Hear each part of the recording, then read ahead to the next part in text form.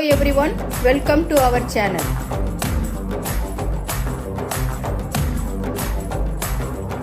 சொற்பொருள் மாற்றத்திற்குரிய மொழியியல் காரணத்தை எழுதுக.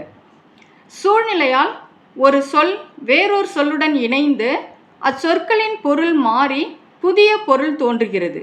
இதனை மொழியியல் காரணம் என கூறுவர். எடுத்துக்காட்டு, பால், உணர்வு ஆகிய சொற்கள் இணையும் பொழுது அவற்றின் பொருளான பிரிவு, உணர்ச்சி என்பன மறைகின்றன.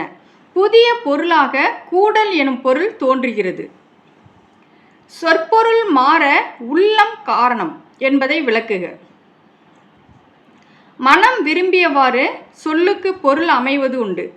பலரது மனமும் ஒரே விருப்பத்துடன் இருக்கும் பொழுது ஒரு சொல்லுக்கு பொருள் புதிதாக வழங்கி நிலை பெறும். மான், மயில், குயில் முதலிய சொற்களை பெண்ணை குறிக்க பயன்படுத்துவர். பலரும் ஏற்கும் மனநிலையில் இச்சொற்களின் பொருள் பெண் என்பதாகிறது. விலங்கு, பறவைகள் பெயர்களின் பொருள் மாற உள்ளம் காரணமாகிறது. புது சொல்லாக்கம் பற்றி எழுதுக. பழைய சொற்கள் வழக்கு மிகுதியால் பல பொருள்களை சுட்ட தொடங்கிவிடும்.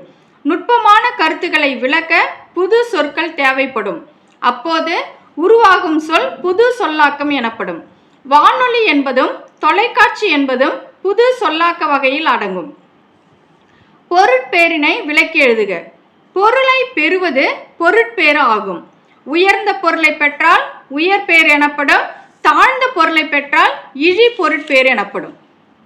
எடுத்துக்காட்டு, கழகம் என்பது முதலில் சூதாடும் இடத்தை குறித்தது. இப்போது பல்கலைக்கழகம் முதலிய உயர்ந்த பொருளை குறிக்கிறது. உருவக சொல் குறிப்பு வரைக. ஒரு பொருளை அதற்குரிய சொல்லால் கூறாமல் உருவகமாக கூறுவது உருவக சொல் எனப்படும். எடுத்துக்காட்டு, காது என்பதின் பொருளை அச்சொல் உணர்த்தாமல் உருவகமாகவும் வரும். எடுத்துக்காட்டு, ஊசி காது. குழு குறி குறிப்பு வரைக. ஒரு குழுவின் ஒரு பொருளின் சொற்குறியை நீக்கி வேறொரு சொற்குறியால் குறிப்பிடுவது குழு குறி எனப்படும். எடுத்துக்காட்டு, பொற்கொள்ளர் பொன்னை பரி என்பர். பரி என அவர்களுள் வழங்குவது குழு குறி ஆகும். அன்புடன் சிவா. தேங்க்யூ.